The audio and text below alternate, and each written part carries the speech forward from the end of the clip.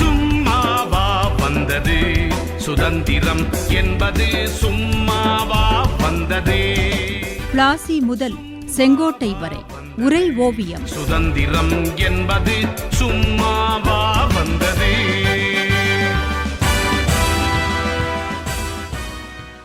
மக்கள் மனதில் சுதந்திர எழுச்சியை ஏற்படுத்தவே நாடக நடிகர்களும் நாடக ஆசிரியர்களும் தங்களை பிரச்சாரகர்கள் ஆக்கிக் கொண்டார்கள் என்று சொன்னீர்கள்.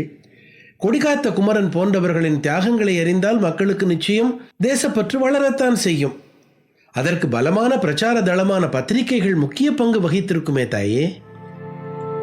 ஆமாம், அப்படித்தான் இருந்தது மகனே. நாட்டின் சுதந்திர போராட்டத்தில் தேசப்பற்று கொண்ட பத்திரிகையாளர்களின் பங்கு மிக அதிகம்தான். பத்திரிகைகளின் மூலம் தொடக்கத்தில் அவர்கள் மக்களுக்கு அரசியல் கல்வி அளித்தார்கள். சமய சமுதாய சீர்திருத்தங்களை மக்களிடம் கொண்டு சென்றார்கள். அரசின் நடவடிக்கைகளை விமர்சித்தார்கள். பத்திரிகை வழியாக மக்களிடம் பொது கருத்தை உருவாக்கினார்கள். மக்களின் எதிர்பார்ப்புகள், ஏமாற்றங்கள், எதிர்ப்புகள் குறித்த தகவல்களை திரட்டி வெளியிட்டார்கள். தேசியம் வளர இவையெல்லாம் பெரிதும் உதவி செய்தன. அந்த நேரத்தில் பத்திரிகைகளை சேவை நோக்குடனேயே தொடங்கினார்கள். நாட்டுப்பற்று, அரசியல் ஆர்வம், துன்பங்களை தாங்கும் தைரியம், இவைதான் அந்த பத்திரிகைகளின் சொத்தாக இருந்தது. காங்கிரஸ் இயக்க தலைவர்களில் பெரும்பாலானவர்கள் இத்தகைய குணங்களை கொண்ட பத்திரிகையாளர்களாகவே இருந்தார்கள். பம்பாயில் கூடிய காங்கிரசின் முதல் கூட்டத்தில் கலந்து கொண்டவர்களில் 1/3 பகுதியினர் பிரபல பத்திரிகையாளர்கள்தான்.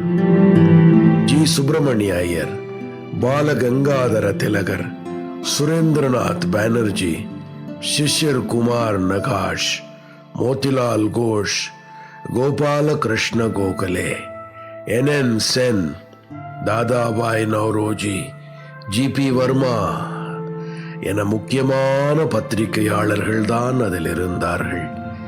பின்னாளில் காந்தியும் ஒரு பத்திரிகையாளனாகவே தன்னை முன்னிறுத்திக் கொண்டான். அந்நிய மொழியான ஆங்கிலத்தை கூட சுதந்திர போராட்டத்தின் போது தேச தலைவர்கள் சாணக்கியத்தனமாக பயன்படுத்திக் கொண்டார்கள். ஆங்கிலத்தை கொண்டே ஆங்கிலேயர்களை விரட்டி அடிக்க பெருமுயற்சி செய்தார்கள்.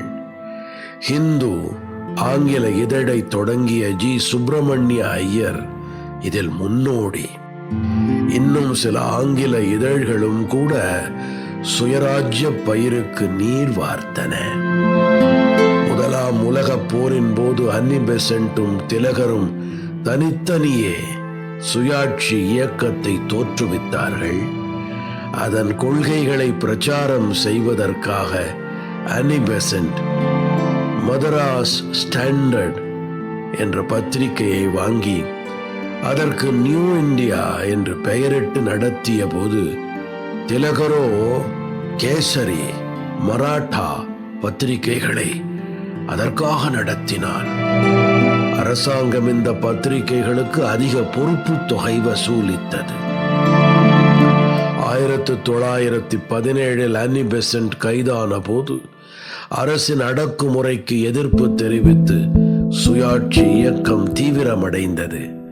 அதில் பெரும்பான்மையான பத்திரிகையாளர்கள் பங்கேற்றார்கள். இந்த சுயாட்சி இயக்கத்தால் உந்தப்பட்டு தமிழ் மண்ணில் திரு வி. கல்யாண சுந்தரம் களம் இறங்கினான்.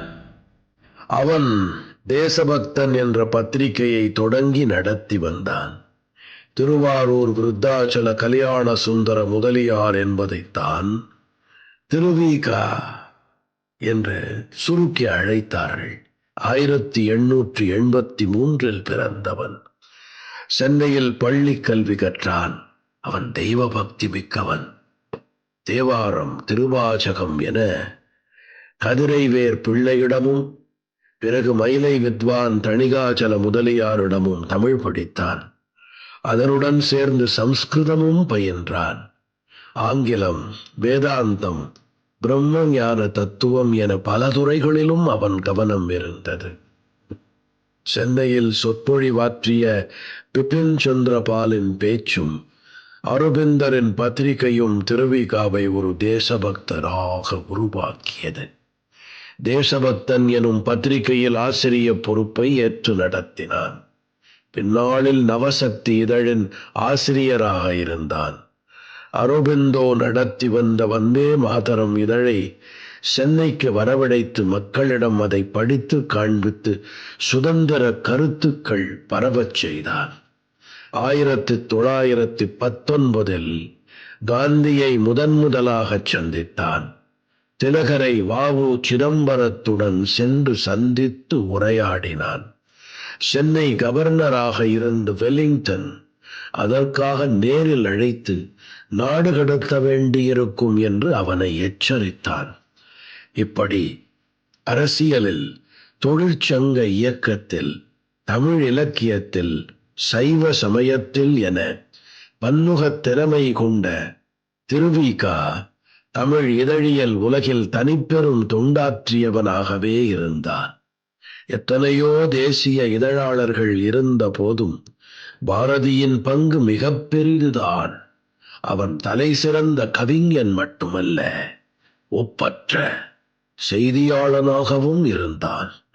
தமிழில் கேலி சித்திரம் என்ற கார்ட்டூனை முதலில் அறிமுகப்படுத்தியவன் அவன். சுதேசமித்திரனில் அவன் எழுதிய கனல் கக்கும் கட்டுரைகள் பிரிட்டிஷ் ஆட்சியாளர்களுக்கு பெரும் தலைவலியாகத்தான் இருந்தன. இந்தியா, விஜயா ஆகிய இதழ்களின் மூலமும் பாரதி தன் கருத்துக்களை மக்கள் மன்றத்தில் வைத்தான். சுப்பிரமணிய சிவா, வ.வே.சு. ஐயர் இவர்களும் இதழ்களின் வாயிலாக சுதந்திர போராட்டத்தை கொழுந்து விட்டு எரியச் செய்தார்கள். வ.வே.சு. ஐயர் சிறுகதையின் பிதாமகன். அவன் பாக்யலட்சுமி என்ற பெயரில் நடத்திய பத்திரிகை தனித்துவம் வாய்ந்ததாக இருந்தது. சுப்பிரமணிய சிவா இந்திய தேசாந்திரி, பிரபஞ்சமித்ரன், ஞானபானு ஆகிய இதழ்களை நடத்தினான். இவர்களின் வழியில் தினமணி நாளிதழை தொடங்கிய தஞ்சை மண்ணைச் சேர்ந்த சதானந்த் ஆங்கிலேயர்களுக்கு சவால் விடும் வகையில் the free press news agency என்ற செய்தி நிறுவனத்தையும் நடத்தினான். ஃப்ரீ பிரஸ் ஜேர்னல் என்ற ஆங்கில நாளிதழையும் திறம்பட நடத்தினான். சதானந்த் தொடங்கிய தினமணி இதழில் ஆசிரியராக இருந்து சுதந்திர போராட்ட கனலை மேலும் சூடேற்றியவன் தென்காசி எஸ். சொக்கலிங்கம் பிள்ளை. தமிழ் பத்திரிகை உலகில் பேனாமன்னன் என்றே அவனை கொண்டாடினார்கள். அவனுடன் சேர்ந்து அதே பத்திரிகை தளத்தில் தேசபக்தி கனலை மூண்டெழச் செய்தவன் ஆம்பூர் நாணு ஐயர் சிவராமன். அவன் பத்திரிகை உலக பிதாமகன் என்று பெயர் எடுத்தான். விடுதலை வேள்வியில் தங்கள் வியர்வையை ஆகுதியாகச் சொரிந்து விடுதலை பயிர் வளர்த்த இவர்கள் இருவரின் வாழ்க்கையையும் சொல்கிறேன், கேள் மகனே.